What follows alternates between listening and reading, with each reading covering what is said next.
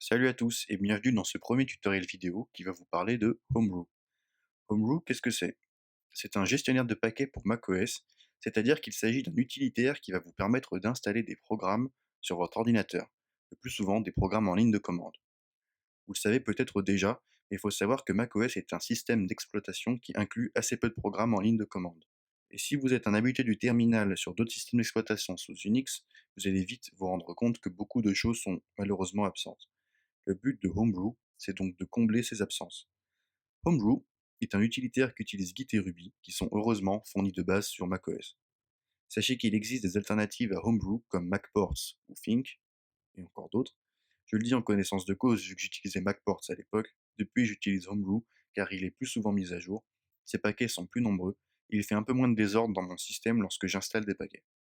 Très bien. Maintenant qu'on a vu ce qu'est Homebrew, on est prêt à l'installer. Alors rendez-vous sur la page suivante, brew.sh, vous tapez juste Homebrew dans votre moteur de recherche préféré, copiez la ligne qui apparaît juste ici, avec le raccourci que vous connaissez tous, commande C.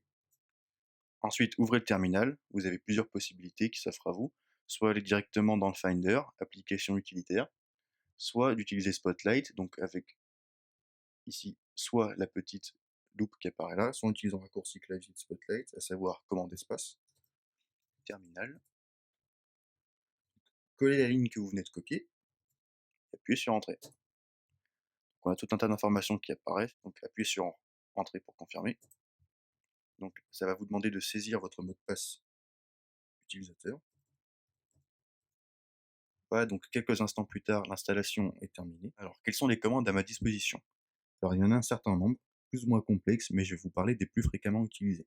Alors la première, brew update, est la commande qui va vous permettre, comme son nom l'indique, de mettre à jour votre brew, et donc de se synchroniser avec les toutes dernières mises à jour de paquets et les tout derniers paquets disponibles.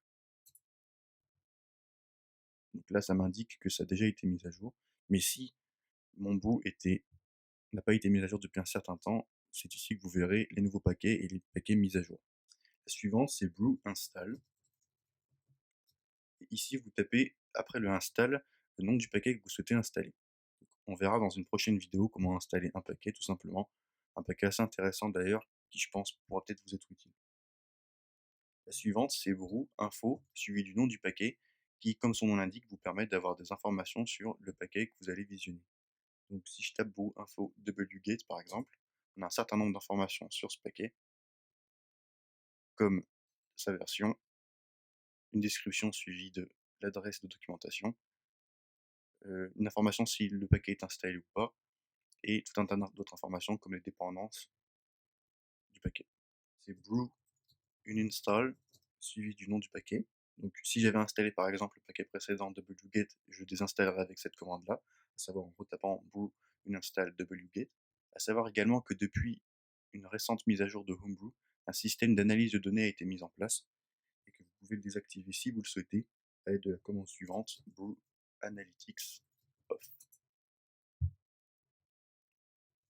Et là, je peux vérifier si ça a bien été désactivé en tapant brew analytics et j'ai l'information comme quoi l'analytics a été désactivé. Voilà, donc c'est à peu près toutes les commandes dont je souhaitais vous parler. Il y en a d'autres, hein, il vous suffit de taper brew pour avoir un petit aperçu des commandes disponibles. Enfin, il y a certains paquets qui vous demanderont de compiler certains fichiers. N'hésitez donc pas à télécharger un compilateur. Le plus simple, c'est directement d'aller sur l'App Store, de chercher Xcode et de l'installer. Ainsi, vous aurez un compilateur sur votre machine.